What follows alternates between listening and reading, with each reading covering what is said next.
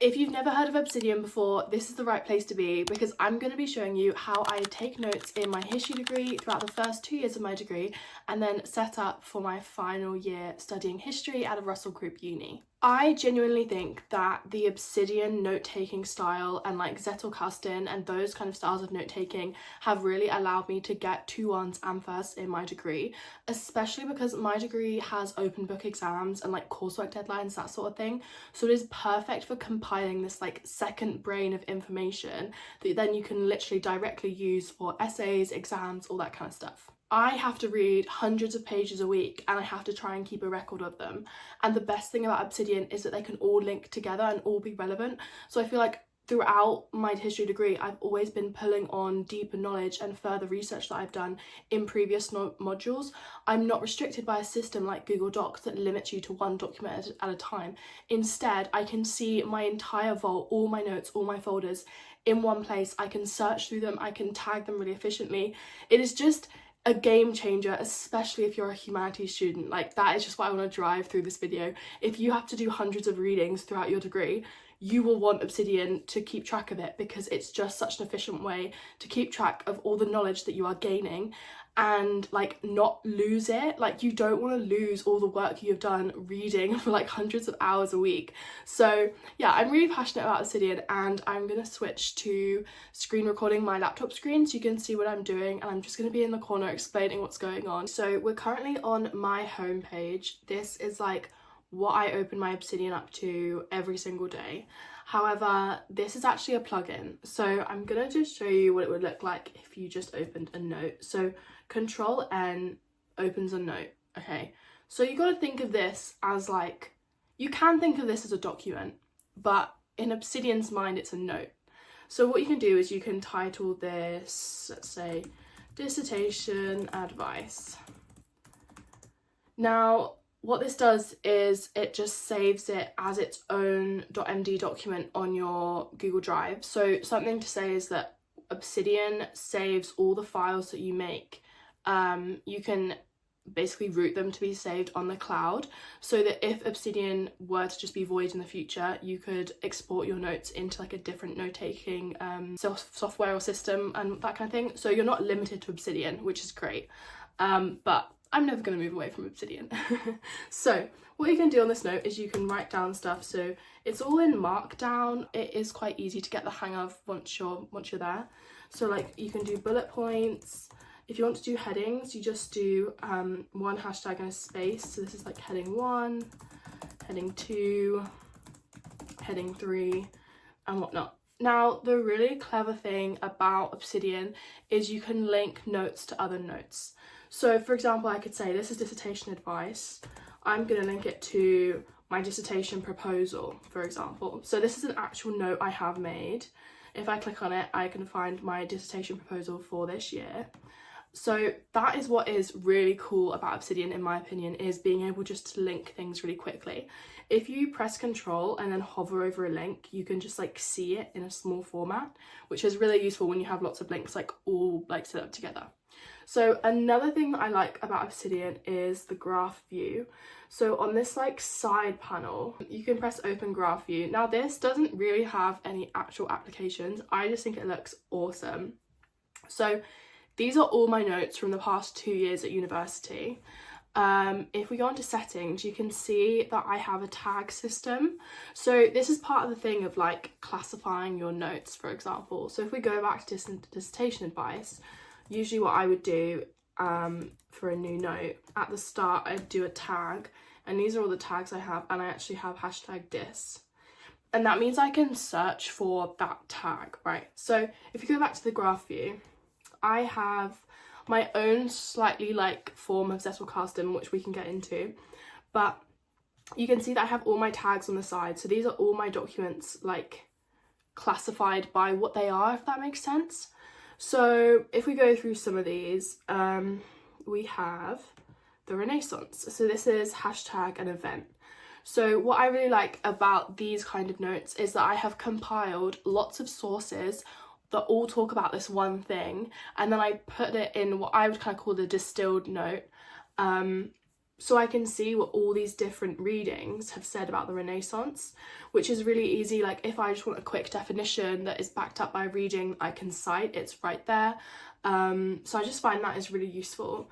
And basically on the graph view, a little bubble, it'll get bigger the more links it has to it. So for example, my distilled note, so I like to make distilled, I'm like going into my setup now to be honest, but a distilled note for me is a module. So I'll have one note for each module, and I'll have an assessment as heading 1, and then these are like the blocks of teaching we did. So for example, time and nature, we had 2 lectures and a seminar and then lots of readings. Oh, we actually had 2, I didn't realize we had 2 weeks in each block. We had 2 weeks. So it just means everything is in one space. Again, you can do control and just like look at my lecture notes. So yeah, I've gone too far into my setup now. I've gotten too excited.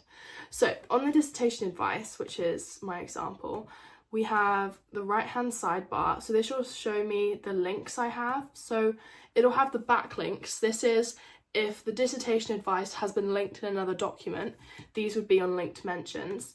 And then the outgoing links, or like the forward links, they are like any documents that I've linked in this document, in this note, sorry. So I've got dissertation proposal, so that's as a link.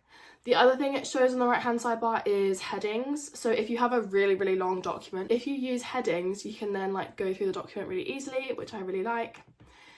The other thing is you can just see tags. So I have so many reading notes and then lecture, essay, so that you can just see how many notes you have that have been tagged. The thing that I think that just takes Obsidian over the edge is on the left hand sidebar you have search. If I would search reading, this would come up with all the readings I've ever done, like because I tag all my readings with hashtag reading. I would say the only other thing to think about is folders.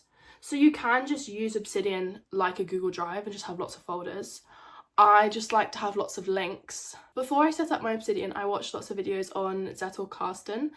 I still don't exactly know what it means. However, what I took away from those videos is that if you read something or if you come across a new idea, because our brain works in connecting one piece of information to each other, you know, like if you forget to do something, or like if you forget what you're going to do, if you walk back into the room where you were, you'll often remember what that thing was.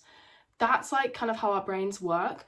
And so if you can make connections between the knowledge that you gain, you're more likely to remember it. What I do in that sense is basically try and link a lot of my readings and a lot of my like essay theses and a lot of like overall themes of a module, try and link them all together in my Obsidian, so that as I'm like throughout the semester, as I'm doing that thinking, it makes my end of semester essay much easier to write because I've already been like synthesizing the knowledge throughout the semester.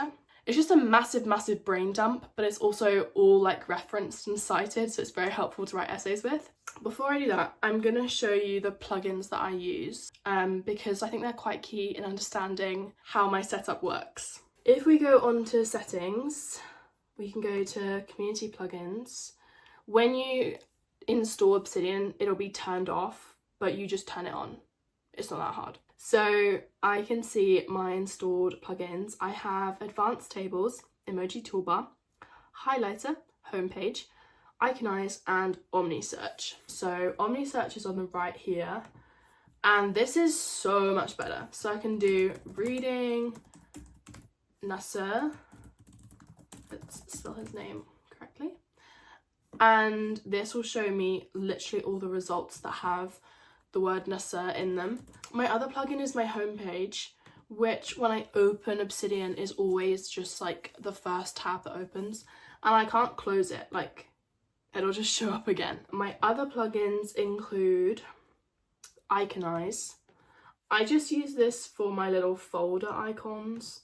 So you can see like in my old modules, they all have these little icons. I just think they're cute. I think they're fun. If we go back on our pretend note dissertation proposal, I have the emoji toolbar, which if I do Control E, I can just add emojis. I just like to sometimes think that I'm in Notion, even if I'm like, I've never used Notion, but like I wanted to be able to add emojis. So there you go. What are my other ones? Oh, I have highlighter. Because everything is in Markdown, it can be really difficult to like do formatting stuff. So I have this one where if I just right click, I can do highlight, yellow.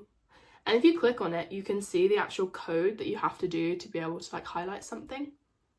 I don't know how to code, so I just use community plugins.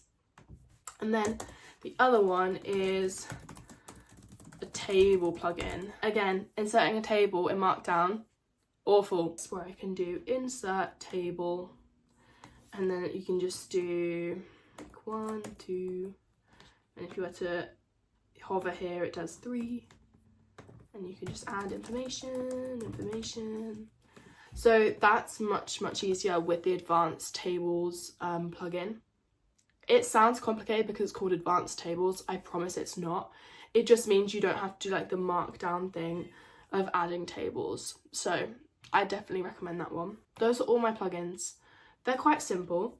I think this will probably be the only video on YouTube where the Obsidian won't be in dark mode. I don't like dark mode, I'm sorry, like my boyfriend doesn't get why I don't like it. But instead I have themes. So I have the blue topaz theme, and that just makes like the headings be in navy, and then heading 2, heading 3. It just looks satisfying and I like it a lot. And I like how when you're on a certain line, it like highlights in light blue. That's part of like the theme as well. But yeah, you could do dark. Oh, I hate the headings in that. Okay, yeah, we're never doing dark. Okay, so those are all the plugins I have. I did briefly talk about my setup, so I'm gonna just discuss it again. The other shortcut that's really helpful is Control-O, and you can find or create a note. Basically, you can search for a note, and if you don't have it, you can create it. So I'm gonna look for my historical. So I have #distilled, which just means it's one of my notes that has like, it's kind of its own homepage, if that makes sense. In this one note, essentially everything that I need for this module should be on this note. So I have my overview. I like to have one of my lectures and my seminars are. I have my assessments. The great thing about the headings too is you can hide stuff really easily. I have my assessments, my formative and my summative. I also have my key thinkers and my scholars, which I tried to add to for the exam and then I like never got around to it. Week 2, here we are. So we've got 2 lectures. Again, if I do control and hover over, I can look through my lecture notes. One of the things I love on Obsidian is you can do this quote thing. This is really easy to do. You just do this symbol and then write your quote here. So I really love my lecture notes and I find that they are really useful. I take my lecture notes as separate notes for both the lectures, and then for my readings I like to do these little check boxes, which you have to just know the Markdown, but there's a Obsidian website that I use when I'm ever confused about how to format things, and for the checkbox you just do this and then square brackets and then you have a checkbox. So I like to do the checkbox, and I like to, with my readings, I like to title the note last name of the author, first name of the author, full stop, and then the title of their article, their book, whatever, and then in brackets the date it was published. Obviously lots of people use different titles, it doesn't matter. I would just say being consistent is very helpful because this will allow me to look through things that have been published like in the 2000s, in the 1900s, etc. It also makes it easy for like authors to be sorted like alphabetically by last name for me, which I find really helpful. Then on every reading I always do #reading. I just find that like tagging everything makes it super easy to stay organised. Then afterwards I like to just paste in the citation or like the reference, what I would put in the footnote and in the bibliography. And then I take my reading notes, which I can do a whole video on how I like do my reading notes, because I would say because of my Obsidian system I take reading notes quite in depth, because everything that is on my notes can be searched using the search tool, and that's how I think I find interesting links between things, is having more notes from a book than people would usually do, if that makes sense. Obviously I don't want to go over the top, but I want to do enough that it is searchable in my like second brain so I can find those connections and those links later on when I'm writing an essay. I think the other thing that's interesting about reading notes, I'm gonna see if there's an example on this one. No, there's not. So If you were to write something in a document that you had a note on, but you didn't link it to that document, Obsidian would pick it up and be like, oh, this is an unlinked mention. So, for example, Leopold von Rank is in blue on this document. So if we control over it, we'll realise that I have a nice little note on this guy, quite an important guy in history. If I scroll down, I can see where he's linked. So this is like just a setting you can add on your notes. This is like an Obsidian setting, not a plugin. So this is another thing for making connections between my notes. The setup of Obsidian inherently is really, really good for the humanities because it makes you ask questions about your links, about your connections, about your knowledge.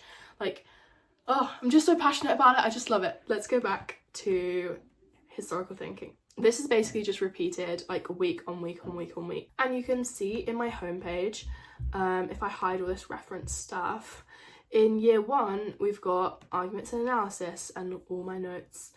And then we've got political communities and all my notes. So everything is really easily accessible on the homepage. It means that like, if I'm in a seminar, I want to quickly find something, I don't need to be searching through all my Google Drive. I just look at my linked documents. I can literally hover on them, press control, see if they're useful or not. It's super, super easy. The other thing that I just love about Obsidian is writing essays. Essays can be a nightmare, especially with researching and readings and keeping track of page numbers for footnotes and bibliographies, all that kind of stuff. However, I couldn't imagine doing it without Obsidian. I'm going to be completely honest. I've never written an essay, a university style essay, without Obsidian, and I'm so glad I've never had to go through that pain. I'm going to show you an essay plan and show you like how I utilize Obsidian to help me formulate my essays. This is my document for all the essays that I wrote in year 2 of my degree. You can see on the right that I have all the headings, and this makes it much easier to like navigate through the document. Something that I mentioned earlier, you just click on them and you can move throughout the document. I'm going to show you my summative, so like the essay that mattered, the one you get marked on, the one that counts towards my degree, for decolonisation and social revolution in the Middle East. So first of all, I can just hide the formative, look at the summative. We've got the research log. I make sure to tag everything #essay just so I can keep a track of what are my like essay ramblings and those sort of things. I have the question at the top and then I kind of go for like a brainstorm. I just try to think about how I'm going to answer this question, structure ideas, all that kind of stuff. I have what I like to call my research log. The title is linked, so that's like the reading notes of whatever I've thought is relevant for this essay. And that will be really, really in detailed notes like this, which is like a whole book. I then like to write a description and then put some relevant quotes. And you can see that this is all under the heading of Arab nationalism and Pan-Arabism, because I will like break my essay structure down into themes and then research for those particular themes using my Obsidian. We have another one, and that again has a description, relevant quotes. And then I'll also have a list of like things that I might want to read, physical books that I want to get from the library, that kind of stuff. And then something about my case study. Again, I just repeat this. So I have a whole research log with things to read, things I have read, relevant quotes. And the best thing is, like, again, all my notes are right there if I need them. Once I've done my research log, which is like, I would say takes the most time out of my essay process, I then move on to making an essay plan. The essay plan looks really messy. It's organized chaos. Question at the very top, and then I have a list for the bibliography. This I think is really cool because it is just like all the notes, like, and you can just scroll through them all. Again, headings on the side are really useful for a long document like this. All of my like main paragraphs are usually heading 1, and then on heading 2 I talk about things that I need to talk about within that paragraph. So my introduction, I need to have my historiography. Then I want to have my definitions and my theories. In heading 2 I have Arab nationalism. Then here's the key thing. So in a history degree, like in a history essay, sorry, everything that you write kind of basically needs to be backed up by reading that you've done, because essentially your thesis is based on like compiling lots of research that academics have done and then creating your own opinion on that. So your body paragraphs are essentially like compiling scholarly research, so that then at the end of the paragraph and at the end of the essay you will have your own thesis about what you think about these own articles. It is very key to keep track of the quotes from each article. So the key thing I do is I do from, and then I tag where I've got these quotes from, and then I put through all the quotes that I think will be helpful using the page number especially, because I'll need to footnote that. I'll just repeat that for all the things that are useful. I like to highlight certain like quotes that I really think are good to like maybe quote verbatim or make sure I include. And then yeah, this just continues. So on the right you can see that the ones with the little arrows, they are my paragraphs, and then the things within are like what I want to talk about within those paragraphs. This is very, very long and just has basically, I've taken the things that were on my research log that had a small description about why they were useful, and then I have gone through each document, taken out the quotes that were most useful to me and put them into the essay plan. So this way I have kind of a research log that is more distilled, and then an essay plan that is more in depth about the quotes I actually want to include in my essay. I hope that makes sense. I think this is kind of confusing. But yeah, I find it really, really, really helpful for keeping a track of my research. I always like to include my actual essay in my Obsidian because OmniSearch can search through PDFs. So whenever they're searching, like, it might be helpful that they have the PDF there. I like to put my essay feedback. So for example, Republican experiments. So I really like to have like a feedback note that basically talks about what mark I got, how I got that mark, anything to improve, that sort of thing. I just find that's really helpful if I'm looking back on my essay. Like if I wrote a practice essay for a module and then I'm going to write the summative, I like to see what the professor wrote and what I should improve, because often you are writing for what that professor would like to see to get a good grade at the end of the day. And if I do Control O, which is open, and I do my essay feedback log, I have a whole huge table with each of the modules, if it was an essay that counted, which year it was, the mark, and then I have kind of a comments and a to improve. So I find this is really helpful for looking generally like what is the pattern of my essay marks, what's the pattern of my improvement comments, is it something that's consistent, is it something that I need to look at, is it double checking my script before submitting, all that kind of stuff. Okay, I think that's everything explaining my setup, and I'm tired having gone through all of that. So unfortunately, whilst I decided I was going to set up for year 3 in this video, at 30 minutes, my screen recorder device on my computer was like, no, we're not doing this. So I will definitely want to do a tour of my year 3 setup. Honestly, whilst I was doing it, I realised I don't have enough information about my modules to actually be setting it up yet. So maybe when it's all set up, I will show you a video just how I'm going to be planning things for my dissertation. I'm planning on doing diss diaries anyways and like showing you how I keep organised. So I can definitely do a video then all about it. Subscribe if you want to, hopefully more videos coming soon, and thank you so much for watching.